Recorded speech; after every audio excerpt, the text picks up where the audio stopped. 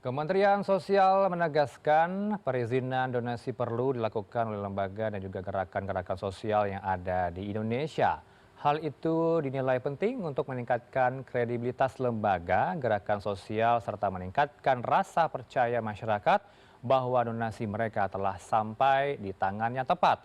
Untuk membahasnya kita langsung bergabung dari luar studio dengan kita akan masih coba ya tersambung dengan Bapak Saifullah Yusuf Gusipul, Menteri Sosial dan juga sudah tersambung dengan Mas Agus Pambagio, pakar kebijakan publik. Selamat sore Mas Agus, apa kabar Anda? Assalamualaikum. Sore, baik, Assalamualaikum. Waalaikumsalam, terima kasih sudah meluangkan waktu dari jauh-jauh di Tarakan begitu ya Mas Agus. Mas Agus, saya perlu Ya, klarifikasi dan tegaskan disclaimer di sini. Kami juga turut mengundang dari Ferry Irwandi ya, influencer dan juga influencer-influencer lainnya seperti Pras Teguh dan juga ya, artis-artis lainnya, tapi nampaknya masih belum bisa merespon. Saya tidak tahu nih kesibukan apa yang tengah melanda mereka. Kita akan dialog saja dengan Anda dan juga Gus Ipul, nanti akan kita coba tersambung. Respon Anda dulu nih Mas Agus dengan statement Pak Mensos akhir-akhirnya juga ya. cukup menguat di publik. Pertama begini, ada aturannya memang. Tetapi dalam situasi yang sangat sulit seperti sekarang, izin itu menjadi barang mewah yang biasanya malah dikomersialkan oleh oleh pemberi izin. Selain lama dan sebenarnya mau cepat bayar dan sudahlah kita itu sudah terbiasa seperti itu. Dan ini dalam keadaan darurat, jadi siapapun yang menyumbang silahkan menyumbang. Kita takut apanya gitu, toh masyarakat sendiri paling ya tadi bikin video dan sebagian nggak apa-apa. Kalau suruh audit, ini uang rakyat kok diaudit untuk pemerintah buat apa ya? Itu kan menjadi persoalan. Ya sudah, percaya saja, diaudit-audit malah dikorupsi kan yang ada. Nah jadi sudah, ini membantu masyarakat, karena masyarakat tempat bencana itu sudah sampai 2 minggu kan tidak jelas bantuan dari pemerintah, karena belum ada pendapat soal bahwa ini bencana nasional. Sehingga uang APBN tidak bisa masuk. Nah, masyarakat mau membantu, biarkan. Yang cukup pemberitahuan saja ke Kemensos, tidak usah izin. Itu aja. Bukankah sudah ada izin yang mengatur soal ini ya? Ada kebijakan di pemerintah, sudah lama nampaknya ini sudah diberlakukan. Tapi kalau Sudah. melihatnya bagaimana? Apakah force major harus ada izin atau bagaimana dari kacamata Iya, Anda? ini kalau izin mau membantu membuat apa, misalnya musola, membuat apa, jalan, silakan. Ini adalah bencana yang orang setiap saat bisa meninggal, bisa kehilangan nyawa karena tidak ada bantuan.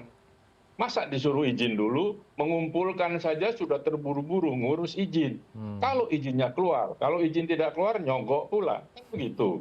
Ini Oke. sudah budaya di Indonesia, jadi biarkan saja ini sumbangan masyarakat, tidak apa-apa. Nanti masyarakat yang koordinatornya pemberitahuannya di publik, masukkan Oke. di website dengan apa. Masa musib ini uang rakyat untuk dibantukan langsung mau diaudit, ya silahkan, tidak apa-apa. Oke. Tapi bukan kewajiban, karena ini uang masyarakat, donasi masyarakat untuk masyarakat. Kecuali uang pemerintah untuk masyarakat, yaitu harus diaudit karena ada BPK, BPKP. Ya, sejauh ini yang Anda lihat di lapangan, Mas Agus, apakah sudah terang benderang nampaknya dari pemberian donasi ini ke masyarakat tepat sasaran atau bagaimana? Ya, sekarang saya terus terang sekarang ini tidak sempat untuk ke lapangan ya. Oke. Ada tugas-tugas lain yang juga mendesak. Jadi sekarang begini, pemerintah sekarang tidak menunjuk siapa itu leader untuk penanganan bencana ini. Dulu ada Oke. Pak Kuntoro, ada Doni Monardo, sekarang nggak ada. Sehingga siapa yang bertanggung jawab mengkoordinasikan tadi bantuan dan sebagainya, nggak ada. Nah ketika itu nggak ada, ya sudah, siapa yang bisa saja. Nah negara turunkan segera lewat Kementerian Sosial atau kemana, BUMN kayak apa, atur sendiri gitu. Masyarakat biarkan mereka membantu kok nggak boleh. Itu kan sedekah, dan bantuan itu wajib buat kita untuk kawan-kawan saudara-saudara kita yang sedang kesusahan. Ya, ya, akuntabilitasnya harus ditekankan juga begitu Mas Agus ya, harus melewati sebuah yayasan untuk menyampaikan donasi. Bukankah seperti itu? Ya kalau gitu sih harusnya begitu, tapi ini emergency loh, dan nunggu izin itu bisa menambah jumlah nyawa melayang. Pemberitahuan saja, saya akan melakukan sumbangan sekian-sekian ke sekian, kemana? Ke kantor Mensos kah, ke bupati kah, ke gubernur kah, atau ke presiden kah? Cukup gitu. Buat saya dari gini kan mudah sekali. Dan kalau ketakutan disusupin apa, ya tugas pemerintah untuk mengawasi kan. Oke. Kalau saya loh ya, dalam situasi kritis begini masih menunggu izin belum tentu 1 hari selesai itu. Oke. Kemudian kalau kita ikuti perkembangan terbaru ya dari, pernyataan Pak Mensos, Mas Agus, hari ini soal Mhm. meralat pernyataannya soal donasi bencana yang mestinya perlu izin. Gus Ipul menekankan perizinannya tidak rumit, bisa secara daring. Ini apa yang bisa Anda, highlight dari sini? Statement, Ya Pak oke, Mensos. daring. Saya setuju. Ini Mhm, zaman daring. Daring saja. Katakan saya izin atas nama yayasan atau nama pribadi, saya akan menyumbang sekian berdasarkan pengumpulan dana dari mana-mana. mmm, Ini ada tampilkan rekening banknya yang untuk menampung dana itu. ya, Dan itu akan dibelanjakan untuk A, B, C, D. Selesai. mhm, Hidup kok sulit amat gitu. Karena ini bukan uang negara gitu. oke. Dan kemudian kalau alur perizinannya di masing-masing kabupaten kota diatur oleh dinas, sosial kabupaten kota. Kalau donasi nasional nih diberikan tanggung jawabnya ke donasi provinsi. Melihat hal ini seperti apa, Mas Agus? Gini Rano, Hmm, bayangkan Anda di kabupaten mana itu Tapanuli Selatan kayak apa yang sedang kena bencana hmm, atau di Aceh Tamiang, itu bupatinya aja bingung oke, untuk ngurus, apalagi ngurus perizinan, ada di mana barang itu dicek dulu satu-satu, sudahlah. mhm Ini dalam mhm, emergency ini silahkan jalan saja, laporkan secara daring, selesai. oke, Gitu mhm kan, mhm, kalau ada yang nyunat uang masyarakat, ya itu nanti urusan sama pidana kan. Karena mmm, dia mencuri uang rakyat gitu. Tapi kan uang rakyat dari rakyat, bukan uang negara ke rakyat gitu. oke. Dan apakah, jalurnya harus ini ya, lurus dengan semangat pemerintah, Mas Agus. Mensos menegaskan kalau kepala desa ini harus mempunyai data yang harus diserahkan ke Kementerian Sosial soal penyaluran bantuan ini, harus tepat sasaran, tidak tumpang tindih. Gimana caranya? Mhm, Kepala desanya, untung kepala desanya masih hidup misalnya, tidak menjadi oke, korban dan meninggal. mmm, Ngurusnya kan sudah sulit.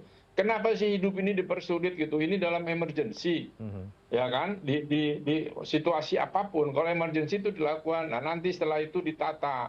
Misalnya nanti kan akan pembangunan rumah dan sebagainya, nah itu kan nanti pakai dana apa? Dana APBN. ya, Kalau sumbangan, ya laporkan apa namanya mhm, pemberitahuan saja kalau itu dari masyarakat. mhm mhm, Nah, kalau semuanya sebal itu, mending kantornya ada lagi orangnya. Kantornya ada nggak, jangan-jangan juga kena lumpur, kan begitu. oke, mhm, Cari-cari kantornya aja sudah berapa lama. mhm mhm, Sementara orang sudah menunggu harus makan, gitu loh. mhm.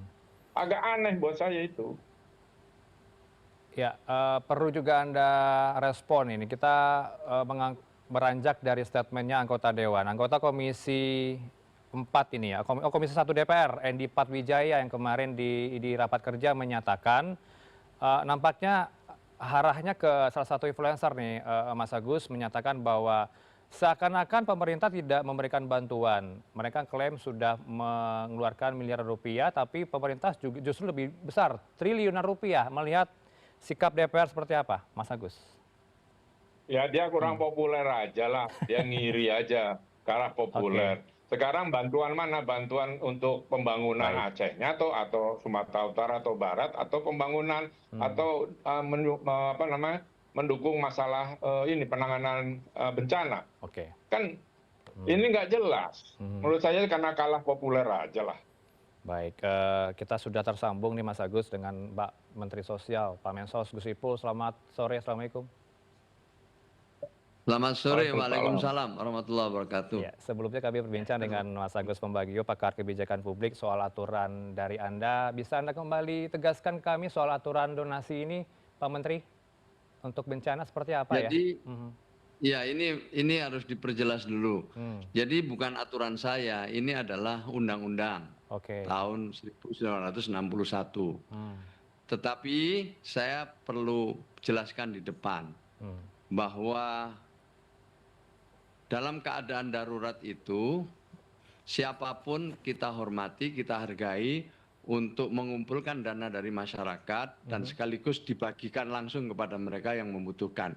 oke, Jadi tidak perlu melalui proses-proses yang mungkin dilakukan pada saat situasi normal. baik, Bagaimana ketentuannya? hmm, Ketentuannya yang pertama, siapapun ya kita tahu bahwa Indonesia menjadi salah satu negara paling dermawan. hmm, menjadi salah satu negara paling dermawan. Sehingga ketika ada bencana misalnya, banyak sekali yang mau membantu. Dan itu sudah terus berulang, dan ini menjadi bagian dari gotong royong kita. Oke. Ini adalah nilai-nilai yang baik yang harus kita kembangkan dan terus kita pelihara. Hmm. Nah, di dalam ketentuannya, lembaga, badan, atau komunitas yang mengajukan izin itu harus berbadan hukum. Oke. Ini dalam keadaan normal ya.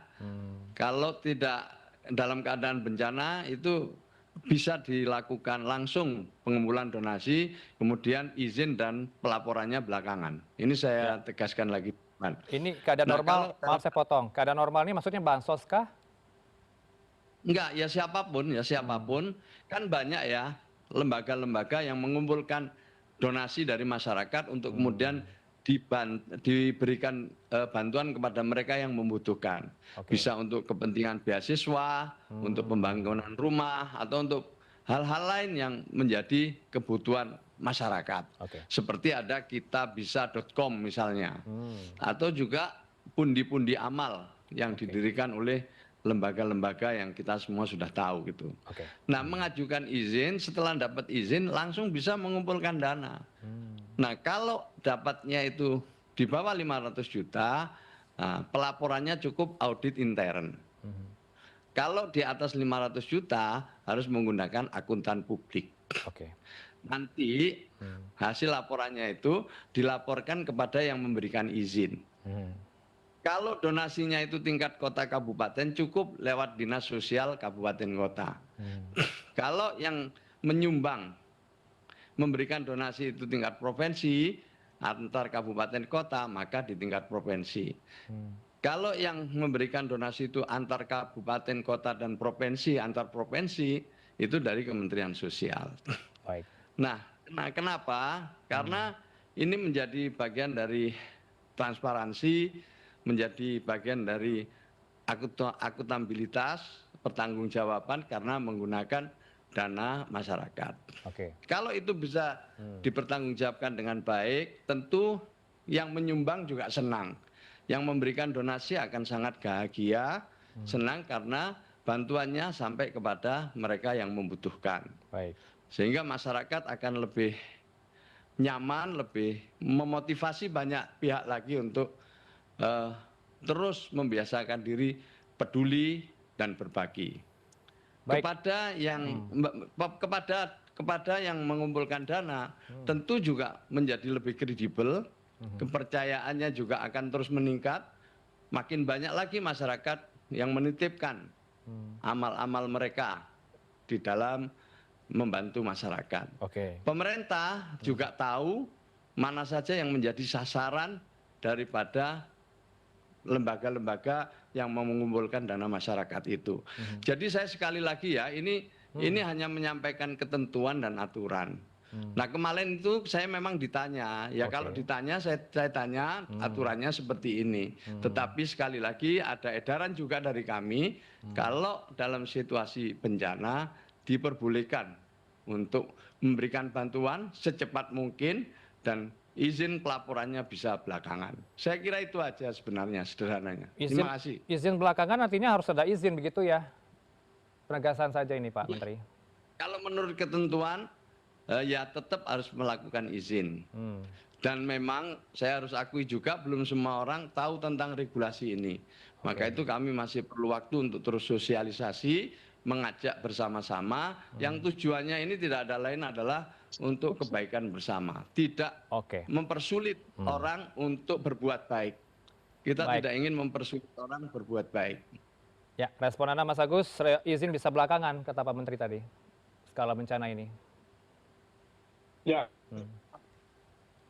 Kan sekarang kan ternyata betul. Saya setuju kata Pak Menteri kalau yang itu dalam situasi bencana silahkan langsung saja kan. Kalau izin buat apa? Nah, kalau yang mau nyumbang yang minta pertanggungjawaban itu harus lembaga. Gitu ya. Kalau perorangan kan nggak ada catatan badan hukumnya apa. Itu nanti kalau ada penggelapan ya pidana saja, dicari siapa yang nipu kan begitu. Tapi kalau untuk sekarang karena tadi Anda tanyakan sekarang, itu tidak perlulah, langsung saja. Nanti pertanggungjawabannya daring saja. Karena ini kan situasinya mendesak dan di APBN tentu juga belum pertengahan bulan ini, jadi pasti akan berat buat pemerintah. Sejauh ini Anda temukan di lapangan ada tidak penyelewengan dana bantuan ini dilakukan oleh sejumlah pejabat setempat atau otoritas setempat? Mas Ya Agus? sekarang kita tidak bisa melihat kemana, karena kan tidak ada koordinasinya. Oke. Jadi sangat sporadis ini, kan harusnya ada koordinasi. Jadi kita harus melihat laporan dari koordinatornya, seperti apa, di mana, yang terima berapa, dari mana, lalu kita cek. Kalau sekarang, masa kayak kita nyari jarum di tumpukan jerami, kan nggak bisa begitu publik. Oke. Pak Gus Ipul, nominalnya berapa ya untuk skala besar bencana ini untuk audit nanti? Apakah dibedakan jumlah nominal untuk auditnya sendiri untuk bencana penyaluran donasi ini, Pak Menteri? Iya, jadi tentu pemerintah juga memiliki standar ya untuk Oke. memberikan dukungan dalam keadaan bencana seperti ini ya. Meskipun udah ada dana khusus untuk bencana, tetapi tadi seperti Pak Agus sampaikan tetap harus dipertanggungjawabkan pada akhirnya. Jadi meskipun sekarang ini kita diberi kesempatan untuk secepatnya bantu, tetapi pada akhirnya harus dipertanggungjawabkan. Nah, untuk Oke. itulah maka terus ya sekarang ini belum bisa kita menghitung ya berapa bantuan yang sudah disalurkan, karena yang paling penting bagaimana bantuan kita ini bisa menjangkau seluruh mereka yang terdampak ya, menjangkau mereka yang masih terisolir dan warga yang mungkin masih belum bisa diberi bantuan secara langsung. Baik, ini klaim dari anggota Komisi 1 DPR, Pak Menteri Endi Patwijaya dalam rapat kerja menyebutkan pemerintah sudah hadir, sudah menggelontorkan dana yang cukup fantastis triliunan rupiah ke Aceh. Ini benar? Berapa triliun tepatnya, Pak Menteri? Ya bisa jadi, tapi tentu kita belum bisa menghitung karena tidak hanya Kementerian Sosial ya. Kementerian Sosial bagian daripada penanganan dan penanggulangan bencana secara keseluruhan yang dilakukan oleh pemerintah. Tapi kita tahu bahwa semua yang memiliki tugas untuk menanggulangi bencana itu telah bekerja dengan sungguh-sungguh di bawah arahan Presiden. Tentu ada Kepala Badan Nasional Penanggulangan Bencana sebagai komandan lapangannya, didukung oleh Panglima TNI, didukung oleh Kapolri, ya, didukung oleh Basarnas, didukung oleh pemerintah daerah, dan didukung banyak lagi kementerian dan lembaga, salah satunya adalah Kementerian Sosial. Baik, terakhir closing statement Anda, bagaimana kemudian memastikan dana donasi ini tepat sasaran, Pak? Iya, jadi sampai sekarang kan koordinasi juga terus dilakukan sejak awal bencana ini terjadi, dan bantuan-bantuan dikirimkan tentu berkoordinasi dengan pemerintah daerah dan juga informasi-informasi dari berbagai masyarakat. Jadi ada titik-titik yang kemudian diketahui ya, setelah ada informasi baru dikirim bantuan. Dan mengirim bantuan itu ternyata kan tidak semuanya bisa diakses lewat darat, sebagian bisanya lewat laut, dan sebagian lagi lewat udara. Jadi memang tantangan di lapangan yang dihadapi, yang ini memerlukan kerja kita semua. Saya ingin menyampaikan apresiasi ya, terus terang aja kepada BNPB ya, dengan seluruh kader-kadernya, TNI, Polri, dan Basarnas yang terdepan dalam rangka untuk melakukan evaluasi. Namun demikian juga banyak relawan-relawan dari non-government yang berjuang di sana, yang juga kita apresiasi dan kita hormati sebagai bagian yang tidak terpisahkan dari kerja kita secara bersama-sama. Ya, silakan Mas Agus, closing statement Anda juga singkat. Harapan ke depan tepat sasaran seperti apa donasi ini? Ya, harapan saya biarkan masyarakat menyumbang karena ini situasi darurat. Nanti sampaikan bagaimana, sampai kapan itu. Kemudian pemerintah ya sesuai dengan tupoksi dan tata governance-nya, lakukan saja tugasnya masing-masing di bawah koordinator siapa. Dan masalahnya kekurangannya sekarang publik butuh juru bicara untuk penanganan ini. Sampai hari ini tidak ada juru bicara resmi.